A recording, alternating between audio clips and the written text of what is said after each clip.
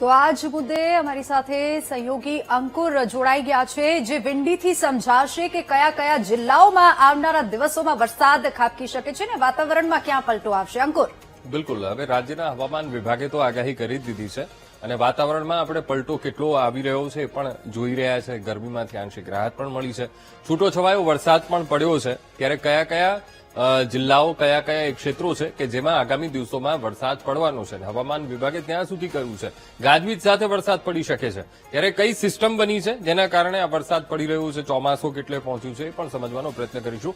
સૌથી પહેલા વિંડીમાં આપણે જોઈશું કે ભાઈ ચોમાસું પહોંચ્યું છે ક્યાં. તો ચોમાસું પહોંચ્યું છે એ અત્યારે શ્રીલંકા ઉપર, એટલે કે અહીંથી આ રીતે અહીંયા ચોમાસું પહોંચી ગયું છે અને ચોમાસું અત્યારે અહીંયા છે શ્રીલંકા ઉપર.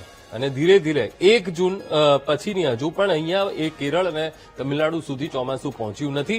આગળ આપણે સ્લાઇડમાં એ પણ સમજીશું કે એ કેટલું આગળ વધ્યું છે, પણ ચોમાસું અત્યારે અહીંયા પહોંચ્યું છે અને એ પહેલા પ્રી મોન્સૂન એક્ટિવિટી આ ભાગોમાં શરૂ થઈ ગઈ છે ને આખો એ પશ્ચિમનો એ ભાગ, એટલે કે તમિલનાડુ છે, આ તરફ કર્ણાટકના ક્ષેત્રો છે, આ તરફ ગોવા અને સાથોસાથ મહારાષ્ટ્રનો આખો ભાગ અને આ તરફ ગુજરાતનો ભાગ પણ એ લઈ લીધો છે. અને તમે જોયું તેમ હવામાન વિભાગે એ પણ કીધું છે કે ગુજરાતનો જે ઉત્તરનો ભાગ છે ત્યાં પણ વરસાદનું જોર રહેવાનું છે. સાથે સાથે 2 જૂન એ તારીખ છે કે જ્યાં દક્ષિણ ક્ષેત્રમાં વરસાદ પડશે. હવે થોડું ઝૂમ કરી દઈએ ભાઈ ક્યાં ક્યાં વરસાદ એ રહેવાનો છે.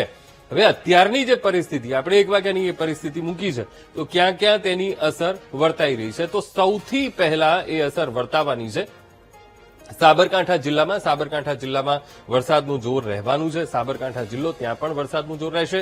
આ તરફ અરવલ્લી જિલ્લો, ત્યાં પણ વરસાદનું જોર રહેશે. સાથોસાથ મહીસાગર છે, ત્યાં પણ વરસાદનું જોર એ રહેવાનું છે. અને આ તરફ દાહોદ જિલ્લામાં પણ તેનું જોર એ રહેવાનું છે અને ત્યાં જોઈ પણ શકાય છે કે વરસાદ રહેવાનો છે. હવે આગળ વધીએ તો શું બતાવે છે એ પણ જોઈ લઈએ.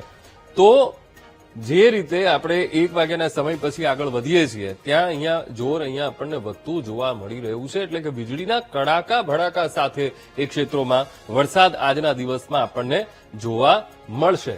પણ સાથોસાથ જેવો દિવસ ફરશે ત્યારબાદ અહીંયા જોઈ શકાય છે કે દક્ષિણનો જે આ ભાગ છે, દક્ષિણના ભાગમાં આપણને જોર એ દેખાઈ રહ્યું છે. સાથે સાથે અમદાવાદ છે, આ તરફ સાબરકાંઠા છે, અરવલ્લી છે, ત્યાં પણ વરસાદ રહેશે. મહીસાગર જિલ્લો છે, ત્યાં પણ એ વરસાદનું જોર એ રહેવાનું છે. દાહોદ છે, ત્યાં પણ વરસાદનું જોર રહેવાનું છે. અને આ તરફ દક્ષિણ ગુજરાતના જે ભાગો છે ત્યાં પણ વરસાદનું જોર એ પડી શકે છે. એટલે કે સુરતનો આખો અડધો થોડોક ભાગ દેખાઈ રહ્યો છે. આ તરફ અહીંયા ભરૂચ જિલ્લામાં, નર્મદા જિલ્લામાં પણ તેનું જોર આપણને દેખાશે. અને આખો આ સાઈડનો ભાગ છે, એટલે કે ઉત્તરનો પણ અને આ તરફ મધ્ય ગુજરાતના ભાગોને પણ તે આવરી લેશે અને સાથોસાથ દક્ષિણના ભાગને પણ આવરી લેશે. હવે આગળ વધીએ, 3જી તારીખમાં જઈએ છીએ. 3જી તારીખમાં શું આપણને પરિસ્થિતિ દેખાય છે? તો 3જી તારીખમાં પણ આપણને એ પરિસ્થિતિ દેખાય છે કે ભાઈ અહીંયા વડોદરા જિલ્લામાં ગાજવીજ સાથે વરસાદ પડી શકે છે. આ તરફ નર્મદા જિલ્લામાં પણ તેનું વરસાદનું જોર એ રહેશે. સાથોસાથ સુરત છે,